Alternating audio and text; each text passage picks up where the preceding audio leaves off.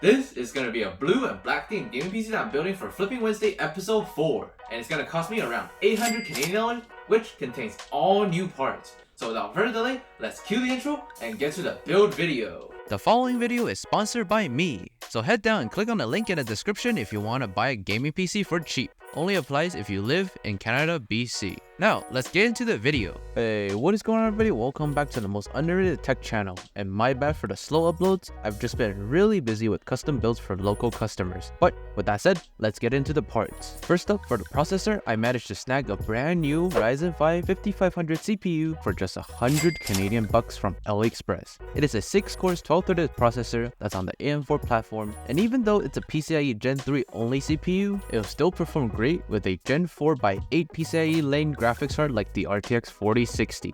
This time around, in order to cool the CPU, I went with a free AMD stock cooler just so I could stay on that 800 CAD budget. And even though it's adequate to cool the Ryzen 5, I would still suggest you to spend the extra $20 to $30 on an aftermarket cooler. So in today's build, do as I say, not as I do.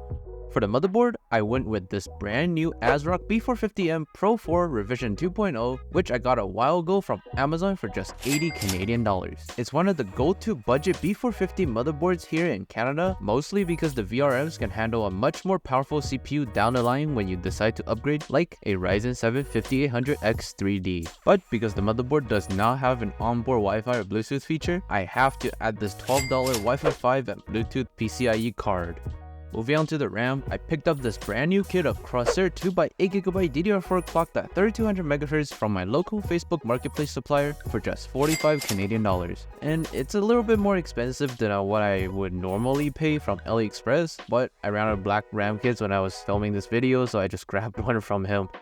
Next up is the storage. I went with this ASRock AN 3.0 Gen 3 1TB M.2 NVMe SSD from AliExpress for just 40 Canadian dollars. And that was actually from December of last year. So nowadays for $40 you can only get a 512GB, which is kind of annoying, but it's just how the market is. Now it's time for the graphic card down. And I was able to grab a brand new Gigabyte RTX 4060 graphics card from my local Facebook Marketplace for just 380 Canadian dollars, which is a pretty good pricing for all new considering it's under MSRP and I didn't have to pay tax. Plus on top of that, since it is Gigabyte, I can RMA it anytime without a receipt as long as it's not been opened up. For powering this build though, I ended up using this what looks like a bomb, but actually not even that bad, a PVF 550W Captain power supply, which got no rating, but it was $45 from my local supplier, and it passed FirmArk plus Cinebench for 90-minute test without blowing up, so really, it's fine. I also added a custom blue cable extension kit from AliExpress to the build since I wanted to do a blue themed gaming PC. On top of that, I also applied a sheet of carbon fiber vinyl wrap to the side of the power supply because the case has a cutout to show off the power supply. Finally, for the case, I was originally going to use this $80 DIY PC ARGB Q8 black MATX case from Newegg, but after I installed everything, I realized that the back RGB fan is actually faulty and the RGB stuff on this case is proprietary, so I couldn't swap it out with a different fan, and they forgot to put in a 5V 3-pin ARGB adapter for my order of the case. So in the end, I had to pull out a Sama MATX case from my Alibaba bulk order, which cost me $50, and after adding 3 RGB fans to it for extra $25, as well as deciding to add an ARGB heatsink onto the SSD for an extra $5, the total came out to be the exact same. Oh yeah, and since I have a lot of black fans laying around, I decided to add 2 of them on the top of the case in order to provide quote-unquote extra airflow. So all in all, here's the price tally for episode 4 of Flipping Wednesday, and it ended up costing me just a little bit over 800 Canadian dollars. But honestly, for all new parts, anything under $1,000 is crazy, since I've seen other sellers using used parts or stores selling brand new RTX 4060 PCs for around $1,000 to $1,200. Anyways, with all that being said, let's get into the benchmarks.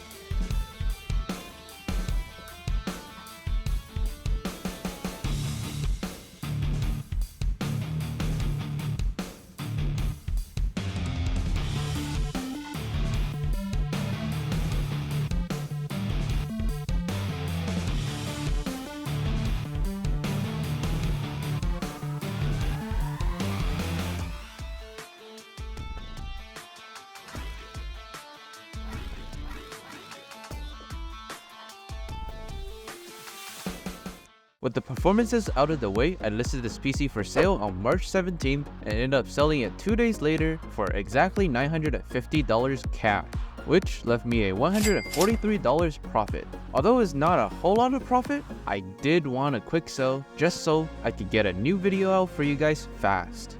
Now, please leave a comment down below for any suggestions on what kind of PC parts I should use in my future videos, and leave a like on this video as well as subscribing to my channel for a day of good luck.